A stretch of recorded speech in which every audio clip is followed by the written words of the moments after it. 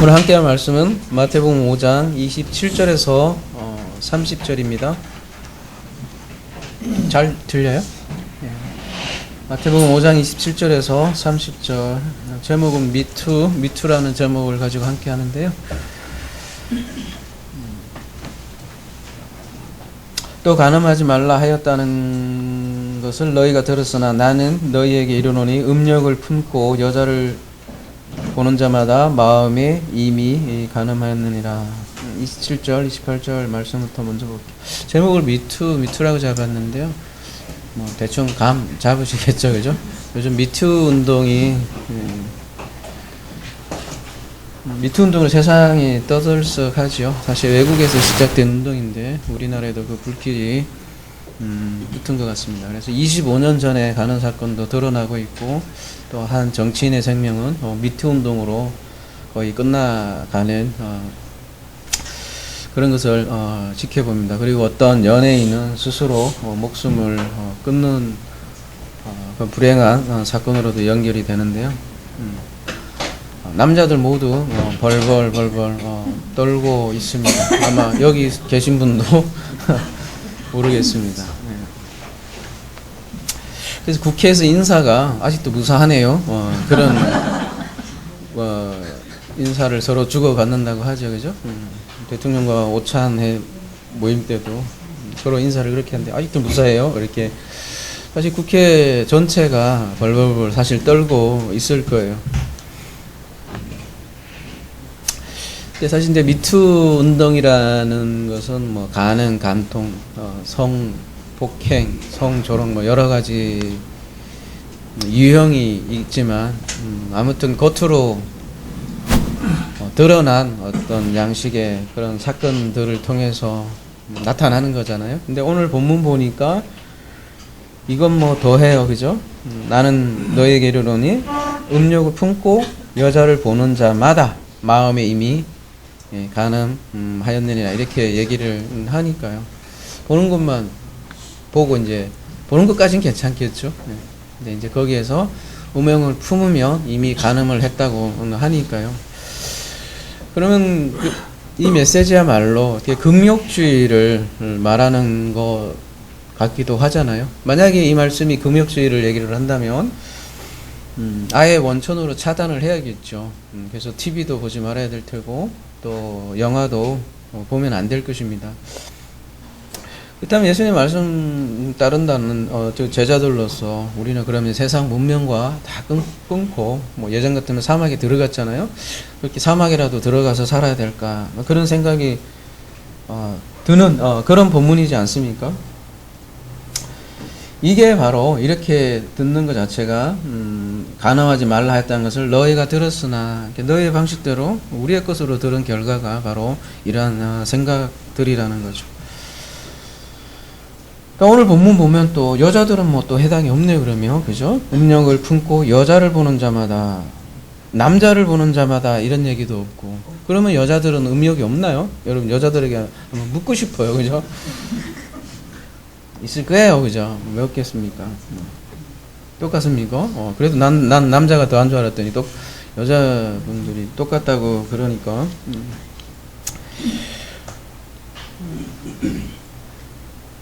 여러분 여자들이 드라마를 잘 보잖아요. 그죠? 보면 남자들은 드라마 잘 안 보는데 드라마 남자들도 이렇게 이쁜 여자 이렇게 잘 보는 것 같은데 여자들도 아닌 더한 것 같아요. 그죠? 되게 멋있는 남자들 이렇게 TV를 보고 있으면 남자들 옆에서 왔다 갔다 하면 눈 버린다고 이렇게 절레 가라고 하잖아요. 그죠?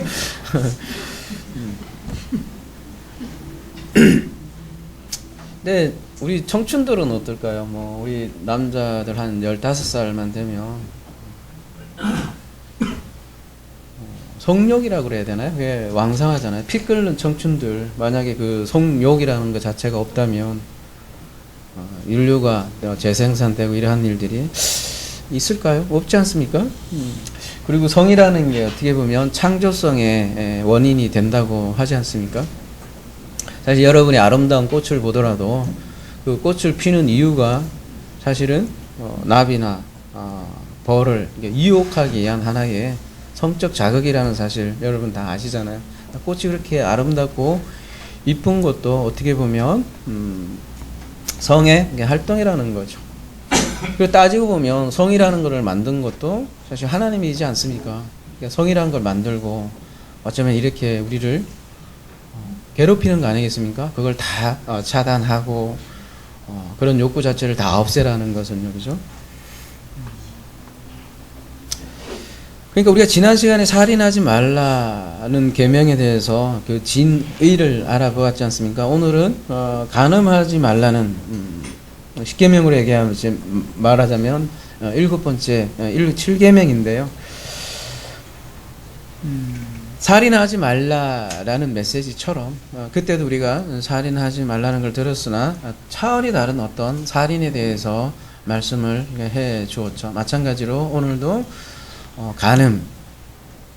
지금 오늘 마태복음 5장 21절부터는 차원이 다른 의에 대해서 계속해서 얘기를 하고 있는 거지 않습니까? 너희들이 바리새인과 서기관들보다 차원이 다르지 않으면 결단코 천국에 들어가지 않으리라 하면서 예로 드는 것이 살인과 이제 간음으로 이어지는데, 그렇다면 오늘 간음도 그런 차원이 다른 어떤 간음을 설명하기 위해서 굉장히 충격요법으로 이렇게 얘기를 하는 거겠죠. 그래서 거듭 말씀드리거니와 이 성경책을 세상 도덕책으로, 윤리책으로 그렇게 보게 된다면 굳이 우리가 뭐하러 성경을 보겠냐는 거죠. 성경보다 훨씬 더 고상해 보이는 윤리도덕책은 얼마든지 있습니다. 무엇보다 오늘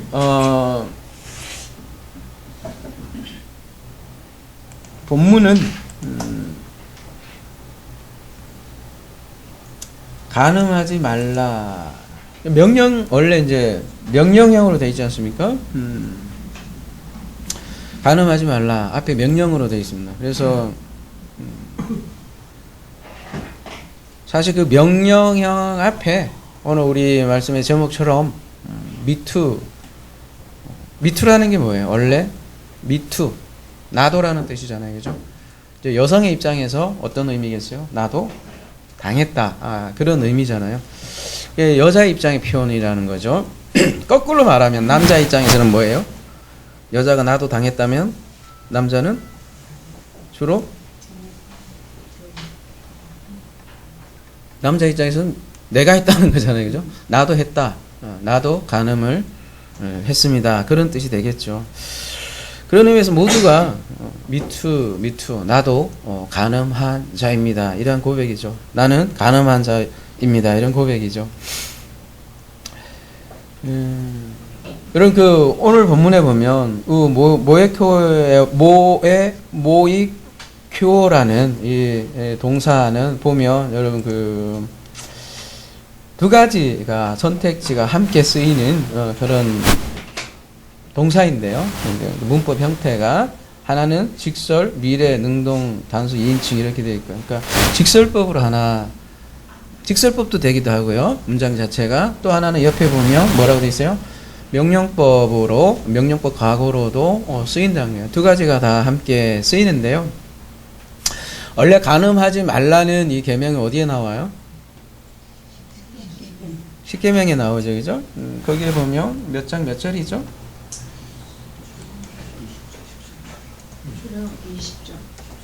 20장? 14요?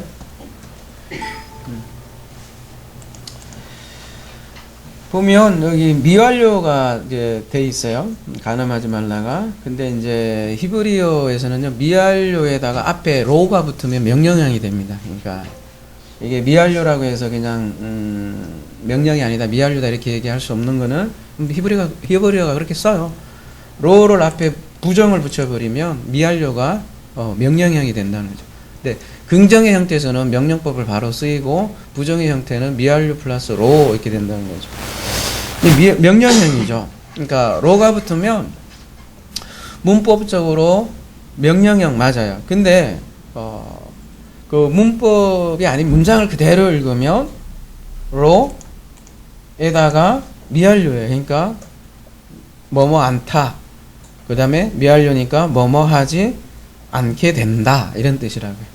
그러니까 문법적으로 보면 명령으로 보이는데 의미적으로 가만히 들다 보면 무슨 뜻이냐면 명령해놓고 명령하면 다들 무슨 고백이 떨어지는 거예요? 뭐 하지 말라 하니까 전부 다 한다는 얘기예요. 인간들이 다 안 해요. 지금 남자들 벌벌벌 다 떨고 있잖아요. 한번 40년 전까지 다 한번 거슬러 조사를 가볼까요? 여러분 그 15살 때 이렇게 저 같은 경우 해도 이렇게 뭐예요? 이상한 책 보고 막 정신 없은 적이 있었단 말이죠. 다 뭐 안 그러신 분 누가 있어요? 그런 다 거슬러 올라가면 다 그렇단 말이죠. 그래서 다 인간은 그 하나님 명령 앞에 전부 다 미투 이렇게 고백을 할 수밖에 없는 그런 존재라는 거죠. 그런데 그 문장이 네가 간음하지 않게 될 거다라는 미완료로 읽히게 된다면 그렇게 보이는 눈 자체가 명령법이 아니라 이게 하나님의 약속으로 보인다면 그 보이는 눈 자체가 은혜인 거예요, 여러분. 누구나 그냥 이걸 그냥 간음하지 말라 이러면 명령으로 다 듣잖아요, 그죠? 근데 그 명령 앞에 자기는 실행할 수 없는 자신을 보게 되고 그래 나도 그렇지 미투 내가 간음한 자였지 나는 간음한 자였지 이렇게 고백이 떨어지면서 그 고백에 눈물 흘리면서 그 다음 보이는 문장이 그래 그러면 내가 너를 간음하지 않는 자로 만들게 라는 요도 앞에 붙은 미완료가 보인다면 그게 은혜라는 거죠. 그래서 로마서에는 의인은 없나니 하나도 없다라고 고백을 하는 거죠. 그 얘기는 앞에 살인도 마찬가지요. 모두 다 살인한다는 거죠. 모두 다 간음할 수밖에 없고 미투 안 할 사람이 한 명도 없다라고 성경은 우리를 고발을 하고 있는 그런 장면이라죠. 누구나 간음할 수밖에 없는 존재라는 사실을 우리는 율법 앞에서 자기 자신을 바라보게 되는 거죠. 근데 너희가 간음하지 않게 될 것이다. 이게 하나님의 약속이고 그게 미완료라는 거죠. 그러니까 성경을 이렇게 피상적으로 율법으로만 그냥 취하게 되면 하나님의 그 진심으로 얘기하고자 하는 그 구원의 언약의 말씀이 보이지 않는다는 거죠. 그러면 그걸 보지 못하고 실체를 보지 못하고 그냥 겉의 것으로 열심히 지키려고 하며 그게 간음이라는 거예요. 오히려 내가 간음 안 해야지 하면서 막 살을 꼬집고 칼로 찢고 그것도 모자라서 저기 동굴에 들어가서 그죠? 모든 여자들을 다 끊고 그런 것 자체가 이미 간음의 상태라는 거죠. 그리고 그거를 간음으로 가르치면 쉽게 얘기해서 여기에서 그게 진짜 심각한 간음이 된다는 거죠. 여러분 성경을 일반 윤리로 해석하게 되면 정말 이상한 것들이 성경에 너무 많아요. 예를 들면 다윗의 간통 사건, 그 다음에 창세기 38장의 다말 사건의 공통점이 뭘까요, 여러분? 다윗의 간통 사건과 다말의 사건이 둘 다 끝에 보면 둘 다 애들이 죽어요. 아들들이 다 죽는다고. 다윗의 간통의 결과 아들이 죽고 새로운 아들을 얻는 그런 스토리죠. 다말도 어때요? 자기 남편 다 죽고 다른 남편을 통해서 아들을 낳는 그런 스토리로 끝나죠. 그래서 새로운 그 아들을 얻는 그런 장면으로 다 마무리되는데요. 둘 다 죽음을 통해서 아들을 낳는 그런 스토리라는 공통된 스토리가 있는 거죠. 그래서 그 안에 그리스도와 우리 교회 관계를 다 담아놓았고 그걸 보지 못하면 그냥 이상한 사건으로밖에 볼 수 없는 거죠. 그렇게 보는 사람들은 성경을 어떻게 봐요? 이거 참 애들은 못 볼 그런 책이네. 그래서 19금으로 실제로 지정을 하잖아요. 그래서 오늘 본문으로 다시 돌아보면 28절은 그런 얘기예요. 음욕을 품고 여자를 보는 자마다 마음이 이미 간음하였다. 이 말은 간음하지 않을 자가 없습니다. 그런 얘기를 하는 거죠. 그러면 간음하지 않을 자가 없다는데 그거에 대한 해결책, 어떻게 하면 간음을 하지 않을 수 있을까? 라는 해결책을 제시해 줘야 될 거 아니에요. 그죠? 복음은. 그게 어디입니까? 그게 이제 다음 내용에 나오는 내용이겠죠. 29절. 만일 내 오른 눈이 너로 실족하게 하거든 빼어내버리라. 내 백체 중 하나가 없어지고 온몸이 지옥에 던져지지 않는 것이 유익하며, 또한 만일 내 오른 손이 너로 실족하게 하거든 찍어내버리라. 내 백체 중 하나가 없어지고 온몸이 지옥에 던져지지 않은 것이 유익하니라. 해결책을 줬는데 이건 뭐 눈을 빼버리고, 그죠? 손을 다 찍어내버리라고 하네요. 여러분 다 멀쩡하게 오셨네, 그죠? 우리 해결합시다. 다음 주에 여러분 눈을 다 빼버리고 손을 다 잘라냅시다. 여러분 웃지만 웃잖아요. 실제로 그렇게 받아들인 사람도 있다니까. 여러분 유명한 그 오리겐이라는 분도 그래서 자기의 성기를 잘라냈다니까요. 그리고서 왕성한 집필 활동을 했다고 하잖아요. 여러분 웃지만 실제로 그렇게 생각한 분도 있단 말이죠. 근데 여러분 눈을 뺀다고 해서 그게 없어질까요? 그럼 마음이 어떨까요? 손을 잘라낸다고 해서 남자들 그런 마음이 없어질까요? 여러분 뭐 성범죄자들 팔찌를 발목에 팔찌를 끼고 다니는데 그래도 또 그 사람들이 재발할 확률들이 굉장히 크다고 하잖아요. 요즘 미투 운동 때문에, 그죠? 아예 그러면 여자하고 술을 마시지 말든지 음식 좀 가지 말든지, 아니 그런 걸로 이제 아예 해결책이라고 또 얘기하는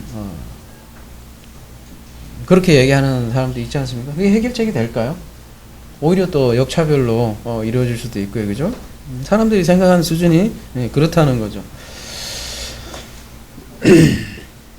설마 아니 예수께서 우리의 눈과, 그죠? 손을 다 잘라내고 빼내라는 그런 얘기는 아니지 않습니까? 그거를 흔한 얘기로 강조 화법이라고 얘기를 하잖아요.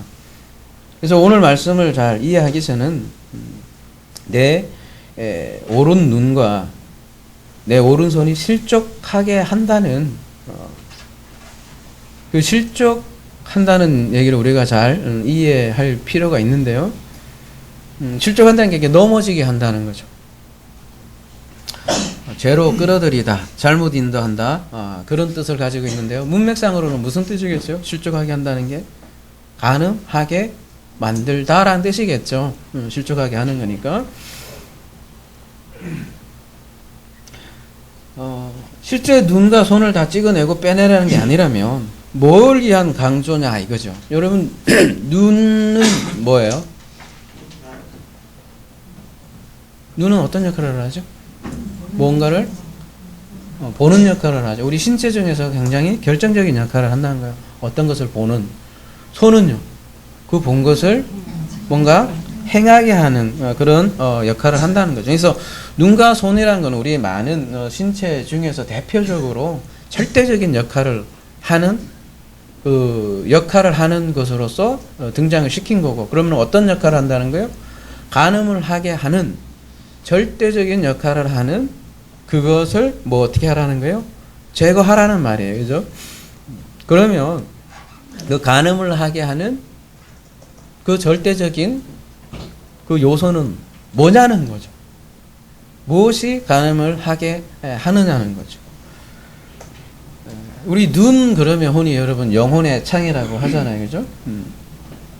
그래서 고대사에서는 눈을 그 지혜 혹은 뭐 진리 이런 거에 상징을 했잖아요. 그래서 여러분 이집트에 보면 그 여왕이 얼굴을 눈에 여러분 요즘은 뭐 여성분들 이쁘게 하려고 이렇게 화장을 하지만 예전에 여왕은 그 왜 이렇게 화장을 진하게 했을까요? 그 지혜라고 여러분이 말씀하셨는데 내가 세상을 통치하는데 그만큼 지혜롭다. 그걸 보여주려고 이렇게 눈화장을 이렇게 크게 한 거죠. 그죠? 계시록에도 보면 5장 6절에 보면 일곱 눈이 나오는데 이 일곱 눈은 일곱 영이라 이렇게 말씀을 하죠. 그래서 눈을 영으로 표현을 하기도 하는데 영은 다름이 아니라 요한복음 6장 63절에 의하면 그 하나님의 그 말씀, 그 레마가 영입니다. 이렇게 얘기를 하죠. 그래서 이 눈이라는 거는 진리를 상징하기도 하고요. 진리를 보고 이 진리를 행하는데 방해가 되는 어떤 절대적인 요소, 그거를 얘기하는데 그거를 빼내야 한다는 거죠. 그래서 실족하게 한다고 하는데 그 실족하고 하는 주체가 뭘까요, 여러분? 실족하게 넘어지게 하는 거. 많은 사람들은 마귀 사탄을 굉장히 핑계를 많이 대죠. 마귀가 나를 걸려 넘어지게 했다. 그런 얘기들을 많이 하고, 혹은 아니면 우리 교회에 누구 꼴보기 싫은 권사나 장로가 있는데 저 사람이 나를 실족하게 했다, 이렇게 얘기를 하기도 하고요. 그죠? 근데 누가 이렇게 실족을 하게 할까요? 자기 스스로요?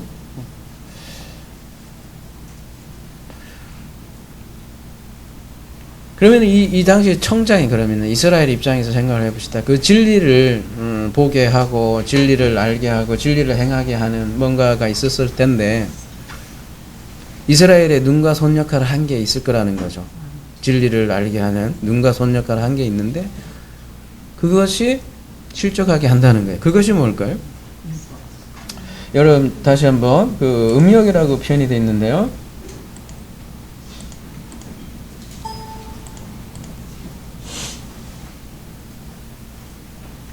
우리는 음욕을 그냥 남자가 여자에게 품는 야한 생각, 그죠? 딴짓 하려고 하는 생각, 그 정도만 생각할 줄을 모르겠는데요.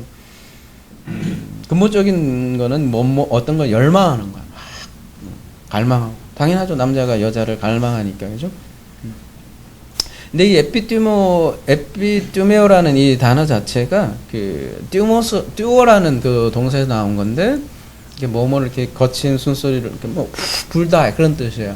그러니까 이게 어디에서 나온 유래한 말이냐면, 여러분 그 장작불 있죠. 불 붙일 때 여러분 어떻게 해요? 막 불어요, 그죠? 그래서 막 숨을 막 부는 거예요. 거기에서 나온 단어인데, 언제 이렇게 불을 붙이고 이렇게 숨을 쉬고 그랬을까요? 후 불었을까요? 지금은 여러분 가스, 그죠? 라이터 하나 있으면 탁탁 붙이듯이, 그죠? 그것도 아니라 그냥 탁탁 튀기기만 해도 붙지만, 예전에는 그 불을 붙이기 위해서 여러분 시골에서 보면 풍금이라고 해야 되나? 이런 것도 막 돌리고 막 불 붙이고 했잖아요, 그죠? 옛날 생각나죠, 그죠? 예전에는 그래서 그 불을 붙이기 위해서 이렇게 숨을 붙였는데, 언제 불을 붙이겠습니까? 네, 희생 제사할 때, 번제단에 불 붙일 때, 바람을 후 부는 거죠. 그래서 이 듀오라는 게 사실은 그 제사와 그 원래 밀접한 관련이 있는 그런 단어예요. 그게 거기에서 이제 파생돼서 탐내다, 갈망하다라는 뜻이 나온 건데요. 인간의 근본적인 욕망이 이 제사와 관련이 있다라는 거예요. 왜 그럴까요? 여러분 원래 인간이라는 게 가장 자기가 사랑하는 것, 가장 열망하는 거, 가장 탐하는 거를 예배하게 돼 있어요. 반드시. 자기가 가장 사랑하는 것을 예배하게 돼 있어요. 그래서 앞에 살인하지 말라 해서 말한 살인하지 말라 해놓고 뒤에 보면, 희생제사 얘기가 나오잖아요. 이제 우리 이제가 알아들 수 있는 용어로 하면 예배 얘기가 나온단 말이죠. 그러니까 제사도 그 인간의 욕망, 갈망의 표현이고 하이라이트예요, 사실은. 그래서 음욕이라는 단어 자체가 제사와 관련이 돼 있다는 것을 우리가 좀 알 필요가 있던 거고요. 그런 희생 제사가 이루어진 곳이 어디예요? 성전이라는 거죠. 성전이라는 것이 무엇입니까? 성전이라는 건 뭘 좀 가르쳐 주기 위해서 말하자면 그릇 비슷하게 하죠. 그릇 안에 뭔가를 담아놓고 뭔가를 알려주기 위한 도구로 사용된 거잖아요. 성전이라는 건 다름이 아니라 그 당시에 글을 알았겠습니까? 그 당시, 그죠? 사람들이 많은 율법들이 있잖아요. 그 율법을 어떤 그림의 형상으로 교육용으로 이렇게 알려준 게 성전이란 말이죠. 그러니까 성전에는 사실의 율법의 내용이 다 담겨 있었고, 그 성전과 율법이 말하자면 그 유대인들의 눈과 손의 역할을 한 거죠. 무슨 눈과 손의 역할을 한 거예요? 그 진리를 알게 하는 결정적인 역할을 한 것이 그들에게 주어진 율법이요, 또 그 율법을 잘 설명해 놓은 게 성전이라는 거죠. 지금 성전 그 희생제사가 간음시키고 있다라는 거예요. 그래서 그걸 빼버리라는 건데요. 눈과 손인데 그냥 눈과 손도 아니고 오른눈이고 오른손이에요. 그 오른이라는 게 오른쪽도 있지만 영어로는 그게 잘 표현이 되어 있는데 right라는 뜻까지 같이 돼 있어야죠. 오른 뜻이 그러니까 예수께서 왜 하나님 우편에만 계셔야겠어요? 이게 막 물리적으로 우편에 있다는 그런 의미라기보다는 오른쪽이라는 그런 의미를 우리에게 주잖아요, 그죠? 그 반대편의 의미로 왼쪽의 의미를 쓰는 거고요. 그렇다면 오른 눈과 오른 손을 빼라는 거는 무슨 얘기겠어요? 본인이 옳다고 생각하겠죠. 그 눈과 손이, 그죠? 자기가 옳다고 생각하는 그것이 오히려 가장 큰 방해 요소가 될 수 있다라는 얘기겠죠. 그것이 실족하게 한다는 얘기예요.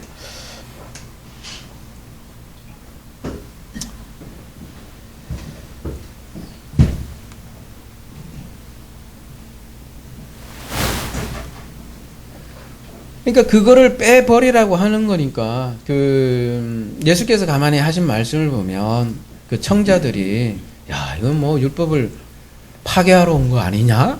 라고 들 정도로 예수께서 말씀하셨다고 하잖아요. 지금도 마찬가지죠. 네가 가장 옳다고 생각하는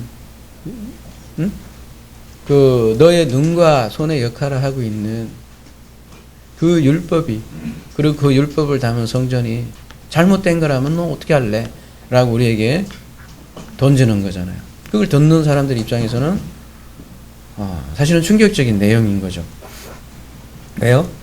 그게 자기들이 가장 사랑하는 예배 방식이었고 전통이었는데 이걸 빼어내 버리라고 지금 비유로 얘기하는 거니까요. 사람 눈과 손을 빼라는 게 아니잖아요.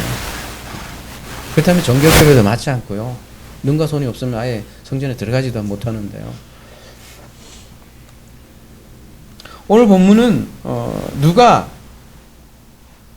음력을 푼다고 했어요? 남자예요, 남자. 뭐 여자는 그러면은 뭐 면책되나요? 왜 하필 남자예요? 남자가 성을 더 밝혀서? 근데 여성 동지분들은 그거 그렇지도 않다라고 지금 아까 누가 고백을 한 것 같아요, 그죠? 남자가 원래 여자에게 성령을 품는 거는 그 본능에 가깝잖아요.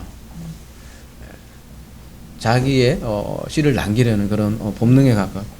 그래서 그런 심상을 이용해서 성경에서는 남자를 씨를 주는 자로 그렇게 묘사를 하고요. 근데 씨를 주는 건 좋은데 잘못된 씨를 줘서 다른 남편을 섬기게 하면 그게 간음이라는 거죠. 여러분 간음의 사전적 정의가 뭐예요? 간음. 부정한 성관계죠, 그죠? 부정한 성관계. 부정한 성관계라는 건 뭐예요? 배우자 이외의 사람과의 성관계를 얘기하는 거잖아요. 사전적 의미 그 자체로는. 그러니까 간음이란 한마디로 얘기해서 다른 남편과 그렇고 그런 거잖아요, 그죠? 다른 남편이잖아요. 다른 남편과 애정을 나누는 거잖아요. 그러니까 거짓 남편, 다른 남편과 야다하는 것. 그것을 성경에서 간음이라고 하죠, 그죠? 근데 성경에서는 그 하나님 율법이라는 그 남편을 먼저 보내는데 사마리아 여인의 비유에 보면 그 남편 다섯 남편으로 묘사를 하죠. 그래서 그 남편으로 인해서 간음할 수밖에 없는 존재, 실족할 수밖에 없는 존재로 우리가 그렇게 살죠. 다른 남편하고 살고 있다고요. 그거를 간음이라고 하고, 그러면 그 남편이 바뀌어야 이 간음 문제가 해결되겠죠. 남편의 문제예요, 간음은. 그래서 로마서 7장에 사도 바울이 이 내용을 아주 잘 설명을 해요. 로마서 7장 가볼게요. 형제들아 내가 법 아는 자들에게 말하노니 너희는 그 법이 사람이 살 동안만 그를 주관하는 줄 알지 못하느냐. 남편 있는 여인이 그 남편 생전에는 법으로 그에게 매인 바 되나 만일 그 남편이 죽으면 남편의 법에서 벗어나느니라.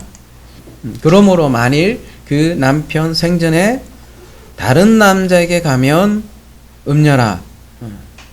그러나 만일 남편이 죽으면 그 법에서 자유롭게 되나니 다른 남자에게 갈지라도 음녀가 되지 아니하니라. 그리고 이제 그러므로 내 형제들아 너희도 이렇게 쭉 얘기하면서 남편 시큰 얘기하고서 마지막에 그러므로 내 형제들아 너희도 그리스도의 몸으로 말미암아 뭐래요? 율법에 대하여 죽음을 당했으니 율법을 다른 남편으로 지금 그러니까 이 율법이라는 남편이 죽어야 된다는 얘기를 이렇게 하잖아요. 율법에 대하여 죽음을 당하였으니 이는 다른이 곧 죽은 자 가운데서 살아나신 이에게 가서 이게 다른 남자에 갈지라도 음녀가 되지 않는다는 얘기인데 그 진정한 남편을 그리스도로 설명을 하면서 곧 죽은 자 가운데서 살아나신 이에게 가서 우리가 하나님을 위하여 열매를 맺게 하려 함이라. 그러니까 하나님을 위하여라고 번역이 있는데 역격인데요. 하나님 안에서 이렇게 번역을 할 수 있을 것 같아요. 하나님 안에서 열매를 맺게 하려 합니다. 그러니까 너의 오른 눈과 손이 바로 그 거짓 남편이고 그 사도 바울에 의하면 그 거짓 남편을 율법으로 지금 소개하고 있다라는 거죠. 그거 빼내어 버리고 다른 남자에게 즉 그리스도에게 결혼하라는 말이죠. 그게 가능하지 않을 수 있는 유일한 방법이라는 거죠. 그래야 열매를 맺는다 이렇게 얘기를 하고 있고. 그래서 오늘 본문으로 다시 오면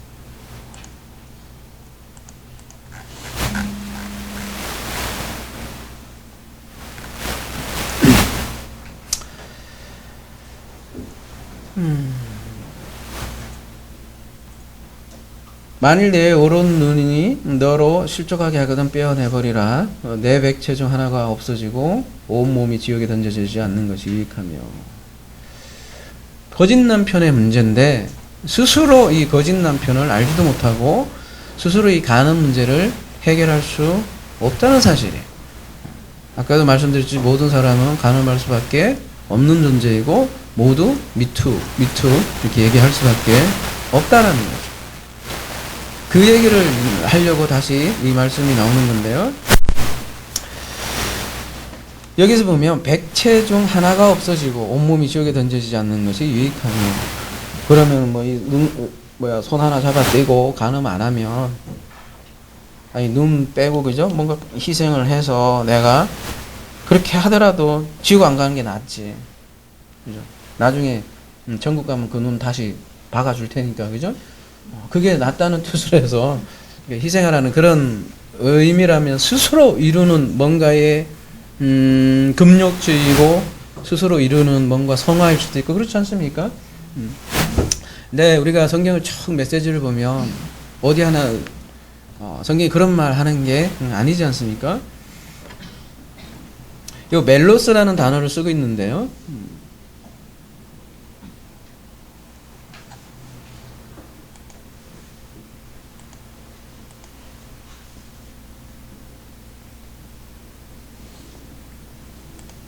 백체라고 되어 있는데 백체면 100가지 중에 그런 뜻인가?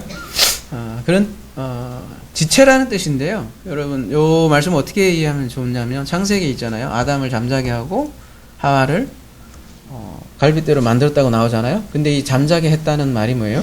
죽음을 상징하죠.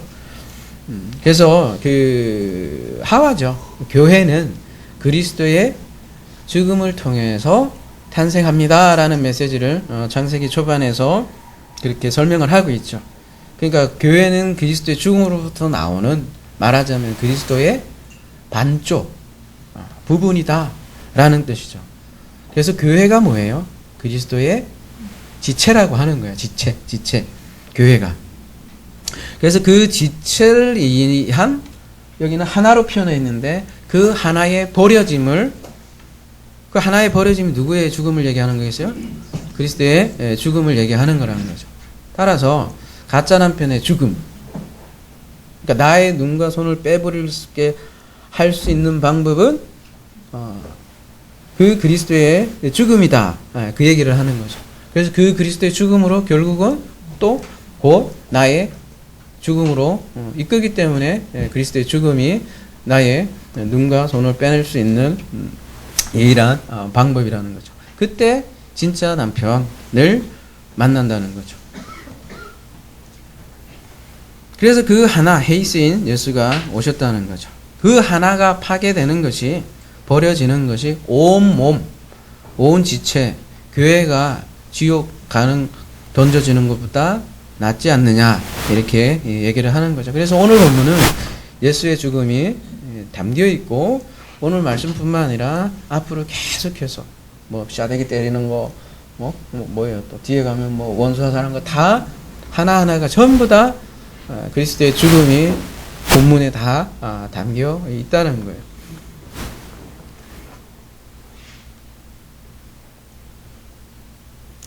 그래서 예수가 율법을 완성하였다, 그렇게 얘기를 하는 거고요. 그러니까 율법으로 인해서 우리는 실족한다는 거예요. 모두 다. 그래서 미투미투 할 수밖에 없고, 근데 그러한 나를 위해서 나의 오른손과 오른눈이 되어서 빼어냄을 당한 그리스도를 담고 있다고 할 수 있겠습니다. 오늘 본문이 저주의 죽음이죠. 그 하나에. 그래서 그 죽음을 통해서 우리가 진리를 보는 눈을 가지게 된 거고요. 또 그 참 진리를 행하는 참 손을 가지게 되는 거죠. 그래서 우리의 눈과 손이 바뀌어서 새로운 몸, 온몸, 하나의 몸으로, 전체 몸으로 온전한 몸이 되어서 천국을 사는 것이죠. 오늘 본문을 좀 더 이해하기 위해서 우리가 구약의 사건을 하나 더 살펴봐야 될 것 같습니다. 간음인데, 그죠? 오늘 주제가. 구약에는 말이에요. 간음이 단순히 뭐라고 해야 되나요? 남자가 바람피는 그런 문제를 얘기한다기보다는 이런 것을 심각한 간음으로 얘기한단 말이에요. 이스마엘이 있죠. 이스마엘을 통해서 아들을 낳는 것이 그 당시 사회의 통념에 의하면 당연한 거 아닙니까? 근데 성경에서는 그걸 고발하죠. 엉뚱한, 그러니까 하나님께서 약속의 자녀를 약속을 했는데, 그 약속의 자녀라는 거는 사라가 그래서 이제 불임을 경험하잖아요. 인간의 힘이 아닌 하나님의 능력으로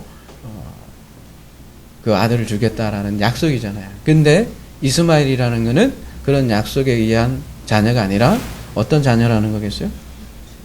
육체 자녀잖아요. 그거를 율법과 복음 관계를 이스마엘과 이삭의 관계를 통해서 구약은 그렇게 설명을 하더라는 거예요. 보면 약속에서 보면 하늘에 별과 같이 많고 모래 같이 많다 이렇게 얘기하잖아요. 물론 숫자가 내 자녀가 그만큼 많을 거라는 말도 1차적으로 있지만, 또 별의 자손이 있고 모래의 자손이 또 같이 있다는 거죠.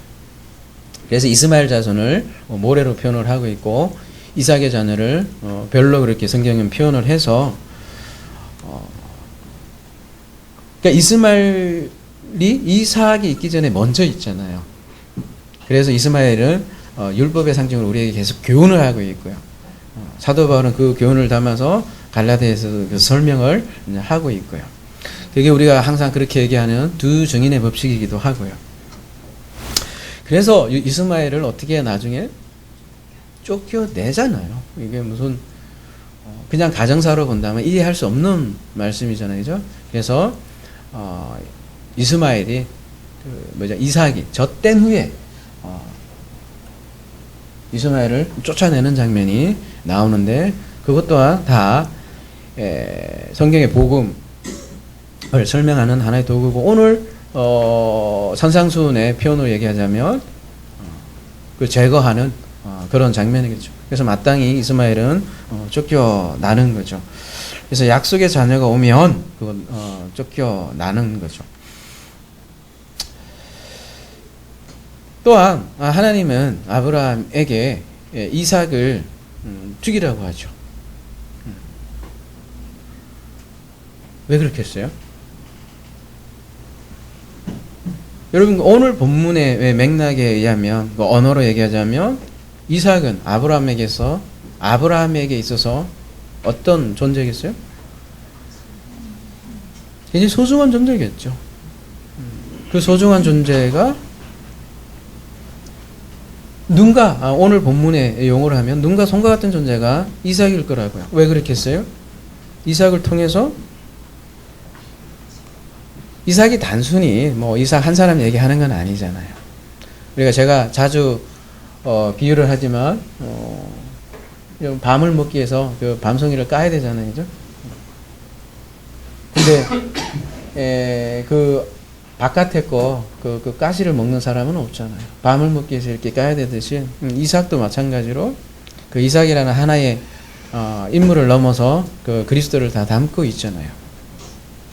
하나님께서 이삭을 죽이라고 했어요. 모리아 산에서. 근데 아브라함이 만약에 그 이삭을 죽이지 않았다면 어떤 현상이 일어나겠어요? 물론 그 사건은 우리 때문에 일어난 거죠. 아브라함에게 눈과 손이잖아요, 이삭이. 근데 그 눈과 손이 제거되지 않는다면 아브라함은, 그러니까 말하자면, 여러분 성전이 어디에 세워져 있습니까? 나중에 그 모리아 산에 서 있단 말이죠. 예루살렘 성전이 그 땅에 모리아 여호와께서 보여준 그 땅에 성전이 세워진다는 거죠. 성전이 세워질 수가 없다고요. 이삭이 제거되지 않았으면. 물론 물리적으로는 제거되지 않았죠. 근데 지난 시간 우리가 제물이 선물로 바뀐 현장이 모리아산 바로 그곳이었고요. 그러면서 아브라함이 외쳤잖아. 여호와 이레. 여호와 이레라는 내가 여호와를 그를 보았다라는 의미잖아요. 그러니까 이삭을 통해서 하나님의 마음을 본 거죠. 그러니까 이삭을 통해서 결국은 하나님께서 이삭을 준 이유가 아브라함을 위한 거였죠. 아브라함을 진리로 교육하기 위해서 진리를 알라고 준 이삭이죠. 약속의 의미를 알고 하나님의 은혜를 알고 다 모든 진리가 이삭 안에 담겨 있는데, 만약에 거꾸로, 만약이라는 게 없겠지만 그 이삭을 섬겼다면 어떻게 되겠습니까? 죽일 수 없을 거고, 이삭을 섬겼다면 무슨 일이 일어났겠어요? 그곳에 성전 자체가 세워질 수 없었다라는 거죠. 어렵게 생각할 게 없이 우리도 마찬가지로 우리에게 아들이 주어졌죠. 아들이 보이는 하나님이라고 하잖아요. 아들이 주어졌는데 그 아들을 말하자면 뭐라고 해야 되나요? 보이는 하나님, 그러니까 교주처럼 그 아들을 섬긴다면 그 아들은 어떻게 되겠어요? 이게 다른 남편이 된다는 거예요. 그런 순간 바알이 된다고요. 바알이라는 뜻이 뭐예요, 여러분? 바알, 주인님, 남편이라는 뜻이에요. 남편. 그러니까 먼 옛날에 그 가나안 신으로서 바알이 아니라 오늘날도 마찬가지로 내가 가장 사랑하는 그 눈과 손이 되어진 그 아들이 바알이 될 수도 있습니다. 벨이 울렸는데 바알이 될 수 있어요. 바알이.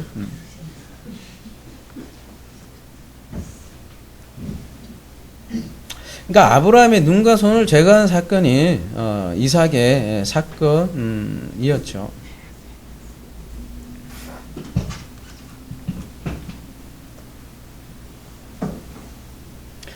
그래서 그 거짓 남편 간음 얘기는 참 많이 나와요, 성경에.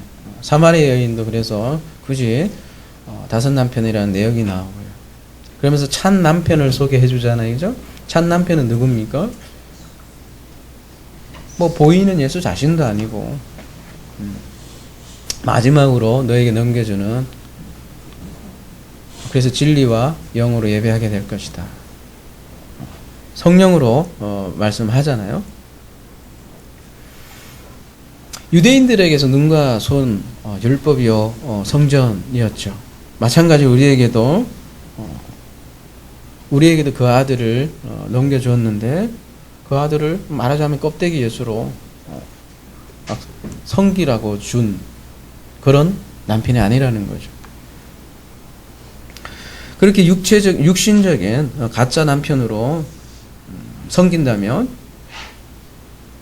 그 예수가 오히려 우상이 될 수 있다는 거죠.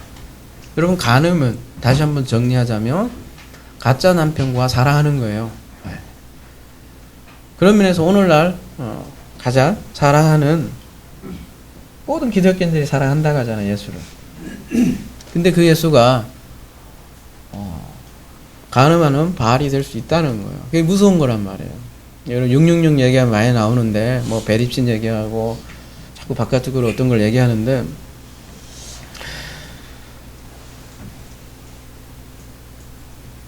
무섭지 않나요?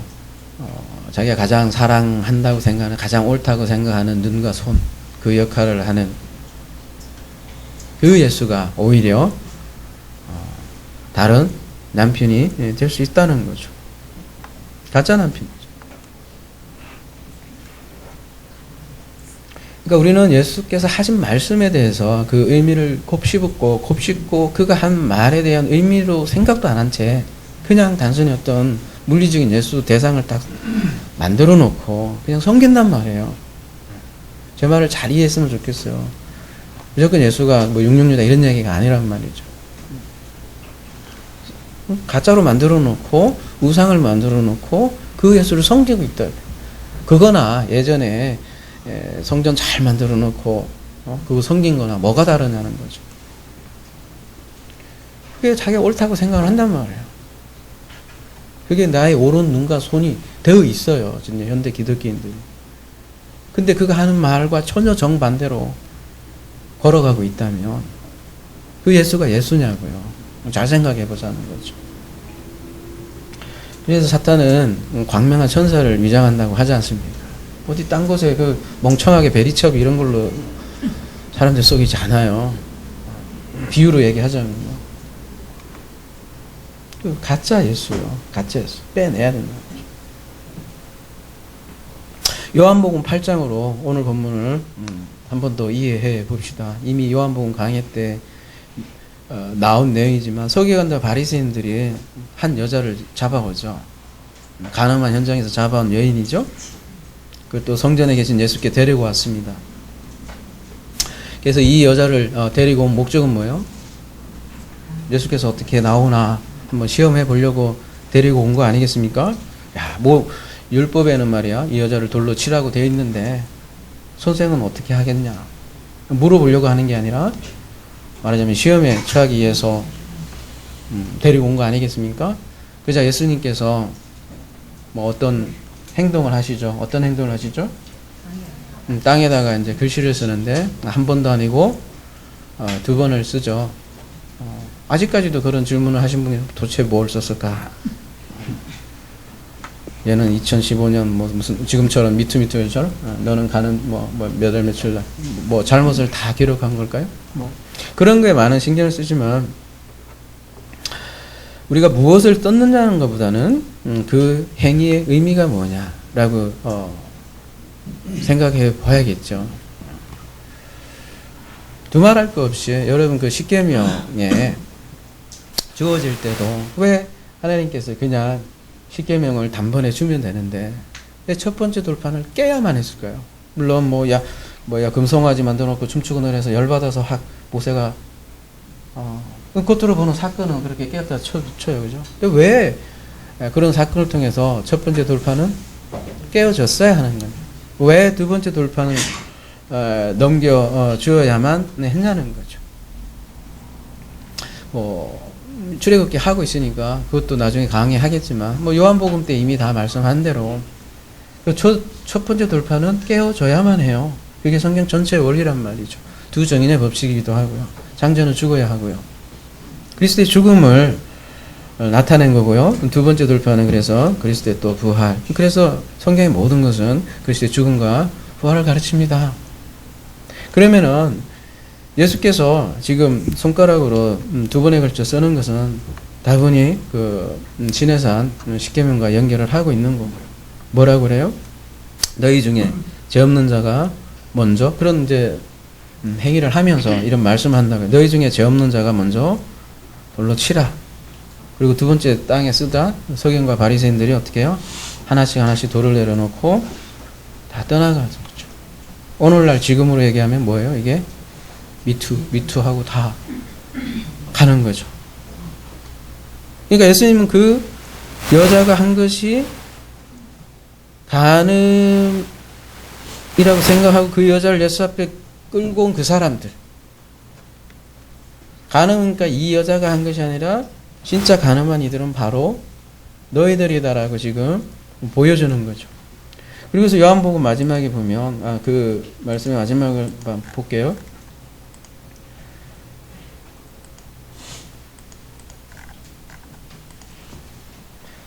그들이 이 말씀을 듣고 양심의 가책을 느끼어 얻어놓으셔가요. 젊은이까지 하나씩 나가고 전부 다 미투예요. 오직 예수와 그 가운데 섰던 여자만 남았더라. 모든 사람들은 간음한 자들이라는 거예요. 근데 오로지 간음하지 않은 자 예수만이 그 자리에 서 있고 그 진짜 신랑 옆에 여자가 함께 있었다. 진짜 신랑을 얘기하는 거예요. 예수만이 진짜 신랑이다. 다 가늠한 자라는 거예요. 근데 그 가늠한 자 살리는 것은 히브리서 4장 15절에 보면 오직 죄 없는 그 예수만이 가능하다라는 거죠. 다 떠나가도 그 여인에게 예수 홀로 남아 있다라는 거죠. 그래서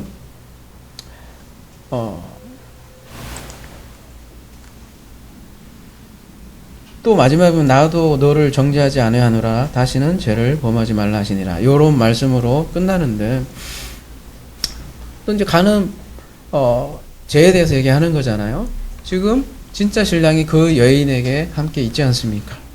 나와 함께 있으니까 더 이상 다른 남편에게 가지 말라. 그 얘기를 하는 거죠.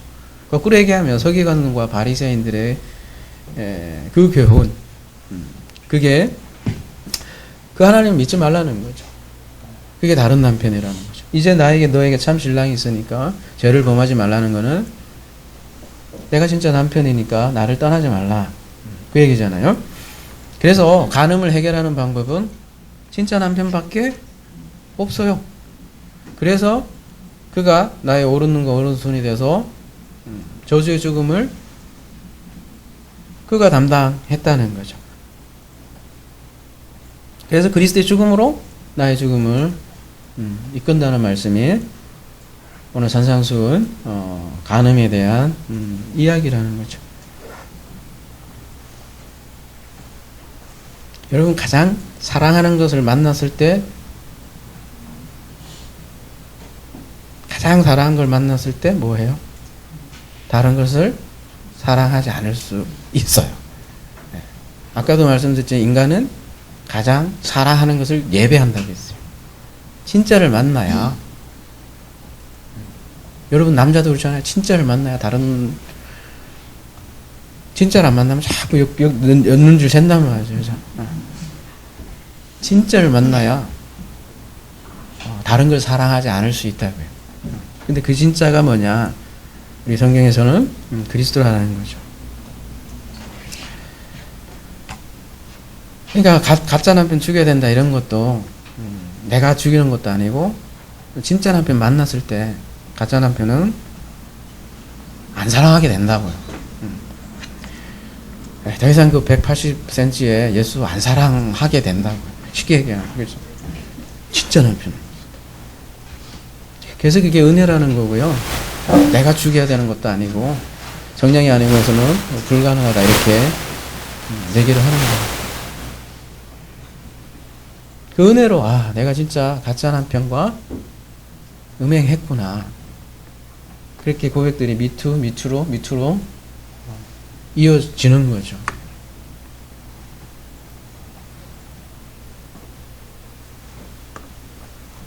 명령형 앞에 미트미트 했을 때, 그래, 그렇지, 내가 할게.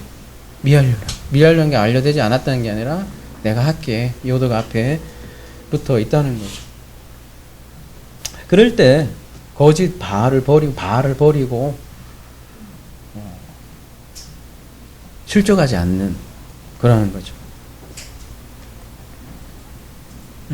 조금만 더 볼게요. 마태복음 12장 32절.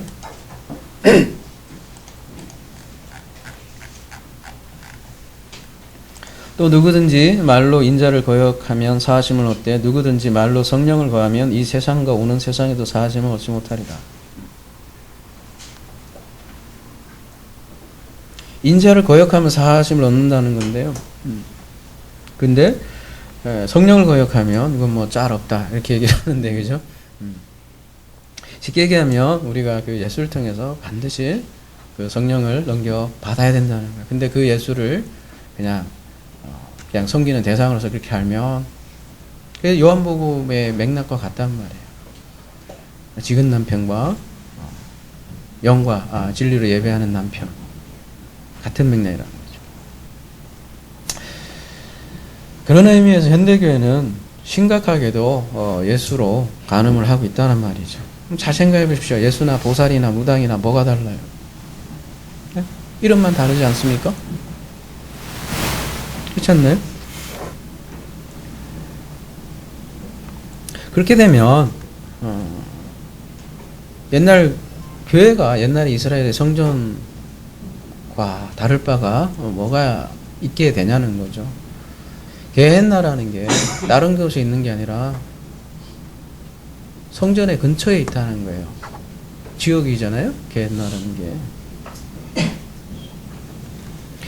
그곳에서 뭐 자녀를 불태우고 이런 것들이 옛날 사건 같지만 그 옛날만 있는 게 아니란 말이에요. 지금도 뭐 예수 이름 부르고 불불불 해서 똑같이 뭐 태우고 있잖아요, 그죠?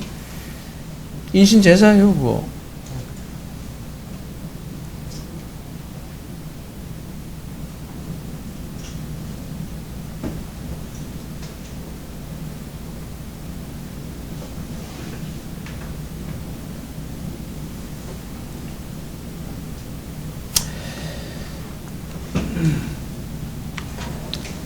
말씀을 정리하겠습니다. 그래서 오늘 본문뿐만 아니라 모든 본문에는 그래서 그리스도의 죽음과 부활이라는 메시지가 요한복음 5장이 몇 절까지 48절까지인데 다 그래요. 다. 앞으로도 또 보겠지만, 그래서 오늘 말씀 정리하자면 간음하지 말라는 명령형으로 우리에게 주어졌죠. 그런 명령 앞에 모두 우리는 간음한 자는 사실을 발견할 수밖에 없고, 이게 미투라는 거죠. 근데 그 명령이 어느 순간 미알류라는 약속으로 보일 때, 문법을 넘어서 그 담긴 의미를 볼 때, 그 신실한 나의 남편을 발견하게 되고, 그 남편만이 나의 다른 남편에게 전혀 눈 흘기지 않는 진정한 해결책이 된다는 거죠. 그 진짜 사랑이 하나의 사랑이고, 진짜 그 신랑 만나서 바알이 아닌 참 신랑과 사귀며 사는 게 구원이에요. 어려울 거 없이. 그런 참 신랑과 참 사랑 나누며 사는 하나 사랑 되기를 기도합니다.